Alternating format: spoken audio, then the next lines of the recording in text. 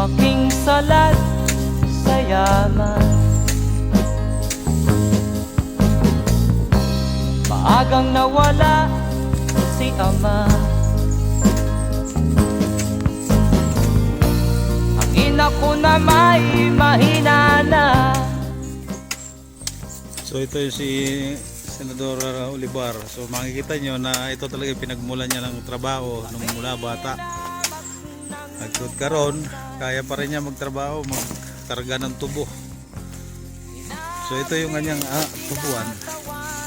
Ayan, ganyan ginagawa nila nung bata pa siya.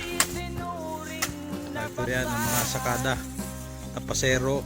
So sila rin yung nagkakarga. Ito yung ang labanan dito per tons. So 500 per tons. So itong truck na to mga idol, kumakarga ito ng 7 tons. So kung ilan yung kakarga nila, kunwari nagkarga sila ngayon ng 7 tons times 5, 3.5 yun. So yun, pag-aatihan nila yung 3.5 kung ilan sila. Sabihin natin apat sila, mag-aati sila ron. Pero simula yung kahapon, kasi itong pagtabas dito, kahapon pa to tinabas, tapas nila ng tubo. So tantyado nila kung gaano karami yung kakarga sa truck. Kaya kahapon pa sila nagsimula. Ngayon ito, kakarga nila ngayon ito. Kung maabot ito ng 7 tons, yun yung pag-aatihan nila. Ganun na labanan dito per tons.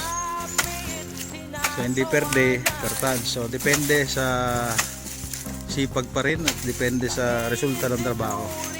Meron namang per day, di ba? Magkano per day dito? Kung per day naman ang labanan 250. Pero yung per tons parang kontrata na siya. Hindi niya kahirap, pasarap ang trabaho nila. Ayan, tinan mo, hindi kadali magbuhat ng tubo. Yung pag-akyat lang din niya sa dam yun na yan. Pag hindi ka marunong, laglag ka dyan. So ito si Senador Olivar, pinalikan niya yung trabaho niya nung bata pa siya. Pinapakita niya na ito ang realidad. Na 57 years old na si Senador, kayang-kaya pa rin ng trabaho. Kayang-kayang sumabay sa kabataan. Partida pa yan, nakapaanan lang yan.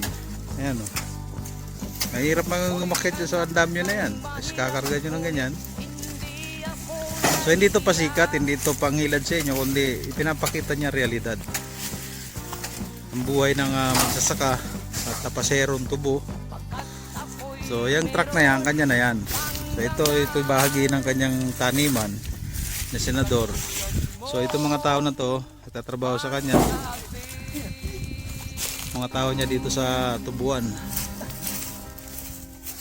So sila ang katulong niya dito sa kanyang napundar na asyenda ng tubuan. Yan. So yan ang ating magiting na senador. Talagang naglalakad, nakapaa. Mahirap itong trabaho nito mga idol, hindi ito basta-basta.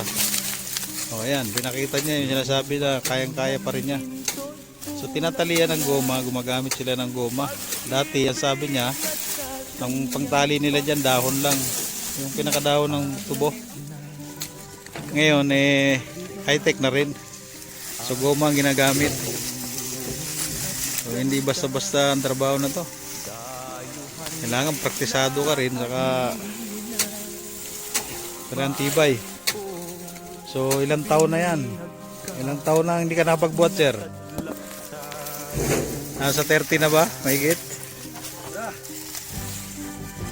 So mula nagsugod siya, 10 years old, kumakarga siya. Sabi nga niya, nung araw siya lang mag-isa sa isang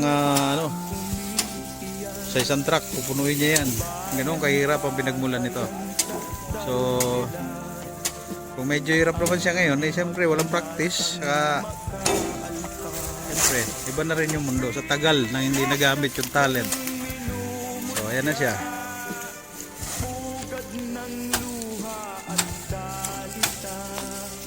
So ito yung magiting natin senador, pinakita niya yung realidad kung anong buhay ng isang tapasero Layas